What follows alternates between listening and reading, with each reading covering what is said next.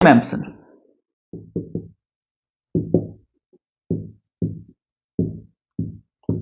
He is called the critique of genius.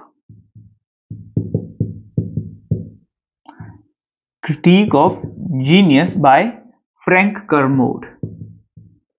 By Frank Kermode.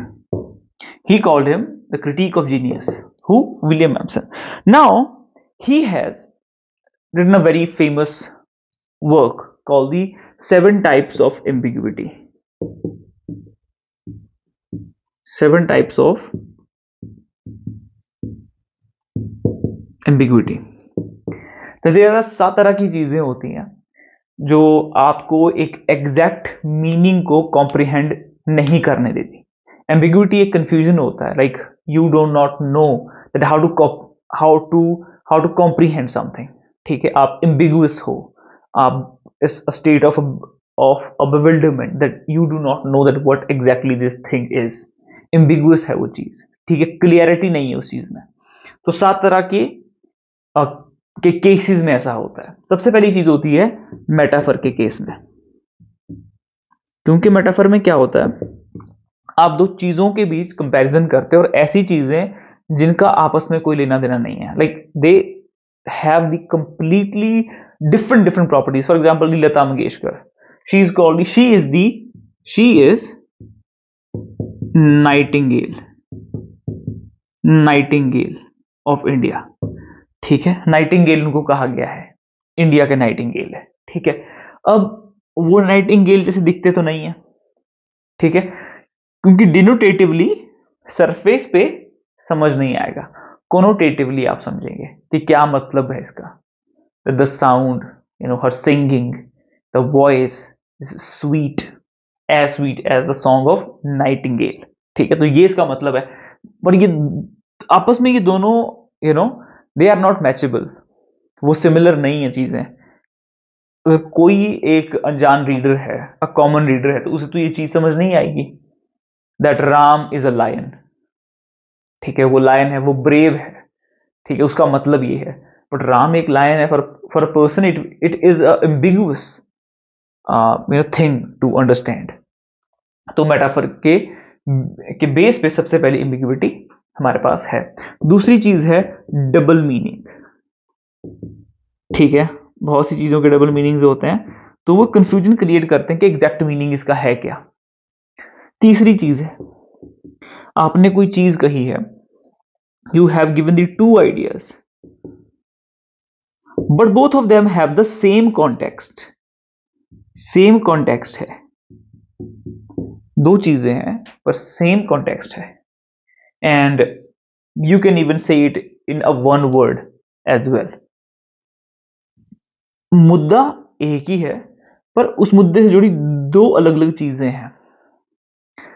ठीक है, तो वो भी एक कंफ्यूजन आपके माइंड में क्रिएट करता है. चौथी चीज है, क्या होता है, अल्टरनेटिव मीनिंग्स होते हैं. अल्टरनेटिव मीनिंग्स होते हैं. मान लो कोई चीज है, आपने उसके अलग अलग मीनिंग दे दिए. ठीक है, आपने कहा कि आपने उसके अलग अलग एस्पेक्ट्स में भी you have taken into consideration. कोई एक चीज है और आप उसके अलग अलग चीजें बताई कि ये ऐसा है, ये ऐसा है, वो वैसा है. आपने 3 अलग अलग मीनिंग दे दिए. आपने सोचा कि इसको मैं और क्लियर करता हूं, मैं इन तीनों चीजों को इकट्ठे मिला देता हूं, इन चीजों को कंबाइन कर देता हूं. Even though the 3 of the meanings which you have given they are completely different and can not come together, and you try to combine them or merge them, and that creates the ambiguity. क्योंकि 3 अलग अलग aspects के बारे में आप बातें कर रहे हो और आप तीनों चीजों को एक साथ बताना चाहते हो, so it will not happen. That is also the thing that when it becomes very complex.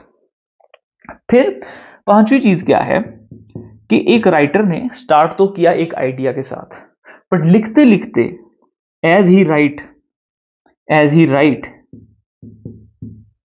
ठीक है, जैसे वो राइट करता है, उसके माइंड में एक नया आइडिया डेवलप होता है. अब ये जो नया आइडिया डेवलप हुआ है, ये पहले के आइडिया से कंप्लीटली डिफरेंट है. वो लिख क्या रहा था, अब क्या लिख रहा है, वो भी एक एम्बिग्युइटी क्रिएट करेगा ऑब्वियसली. ठीक है, देन है द 6th वन. 6 1 में क्या होता है, कई बार मीनिंगलेस स्टेटमेंट्स होते हैं।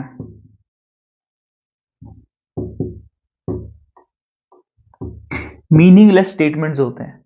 मीनिंगलेस स्टेटमेंट्स मतलब राइटर कुछ नहीं कहना चाहता, पर फिर भी आप उसको इंटरप्रेट कर रहे हो, आप उसके बावजूद भी आप उसका एक मतलब निकाल रहे हो, ठीक है। So that will also create a ambiguity, ठीक है। फॉर एग्जाम्पल के आपका वेटिंग फॉर गोडो है, सैमुअल बेकेट से पूछा गया in one of the interview that what does Godot mean. So he said that if I had any idea, I would have mentioned it in the play.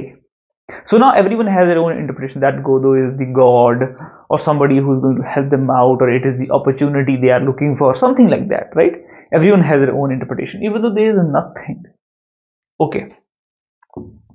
7th होता है contradiction के case में, जो contradictions होते हैं दो चीजों के बीच में, उस वक्त भी हमारे सामने एम्बिग्विटी आती है। So these are the 7 types of ambiguity given by the William Empson. Did I play my role well? I hope so I did, and I forgot to mention my study material that I provide to you.